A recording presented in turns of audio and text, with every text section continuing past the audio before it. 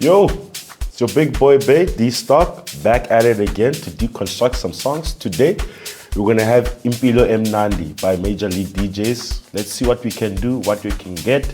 And yeah, man, enjoy and have fun while deconstructing. D-Stock. So the song is in key of C sharp major.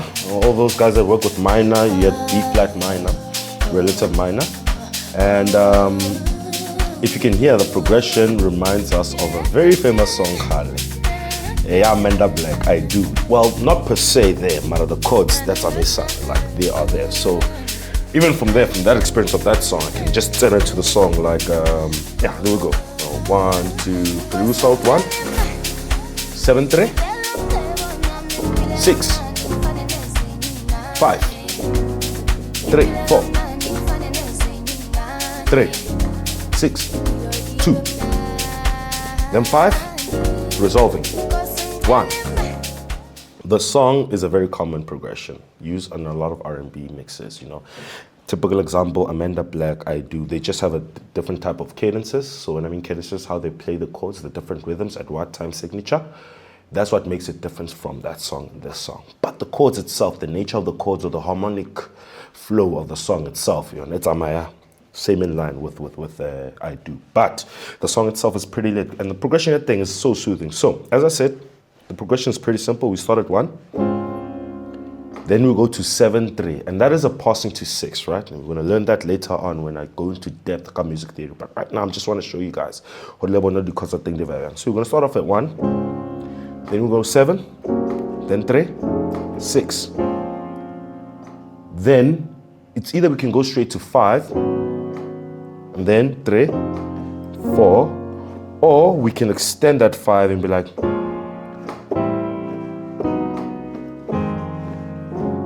So when I mean extended, so basically there's this progression that leads us from 4 from 6. So 6, now when we're in the key of 6, and we're trying to actually travel to like another common key, which is like 4, which is very relative to it, right?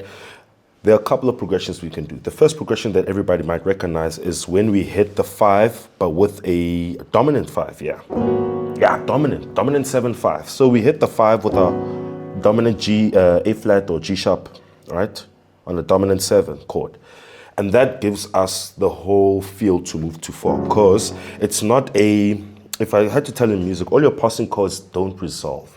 They have a lot of dissonance, and that dissonance wants us to move to a chord. Typical example would be a progression like this, 5, 4. See, that sharp 6, it's not sitting very tonically with our scale, because it's a passing, it's out of the scale.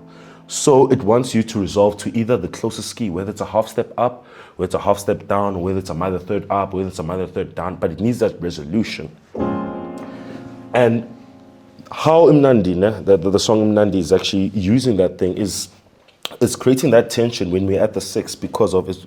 And the thing is, one thing I like about it, it has a lot of passing chords. So there's always a lot of tension and release in the song. So you will be tenseful when we're hitting our passing chords, and then we'll release again when we're hitting our normal chords. So a typical example, I'm just going to say tension, release, and then tension means that we are in our passing chords. When I say release, we are in our chords, our normal chord progression. So in the first part of the song, I'm going to start with 1, right? And that is sort of like our normal harmony, because that's where the song starts. And then from there, when we hit the 7, 3, the 7 and the 3 create a lot of tension for us to travel to the 6. Why? Because of 7 is one whole step above 6, and 3 and 6 are sort of like relative to the C sharp scale, because of it's a 3 and a 6, and these both are grouped in minors. So moving from one minor to another minor is actually much more fluid in a sense. As you can hear, Kuti, it doesn't create a lot of clash, especially when we're at the 3. So like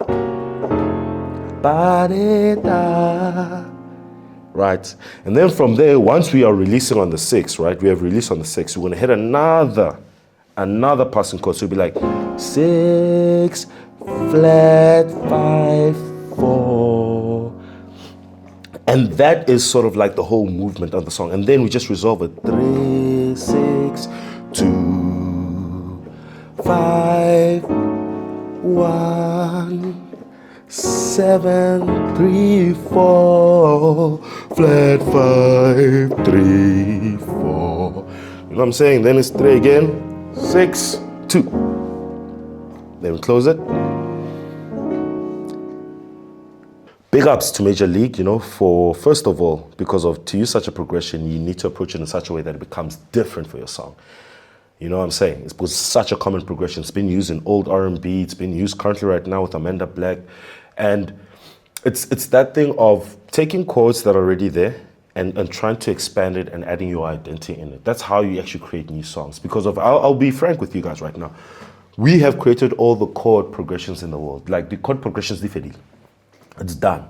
There's nothing more we can do. There's no more new chords we can do. We can try microtonal chords, which is some music theory where we're taking notes between notes, but that's just, it's more technicality of music. It's not really like the whole vibes of music. So these common chords, like all the chords have been created. So don't be afraid once you actually have a chord that inspires you for you to take it and make it into your own identity, because that's what music is.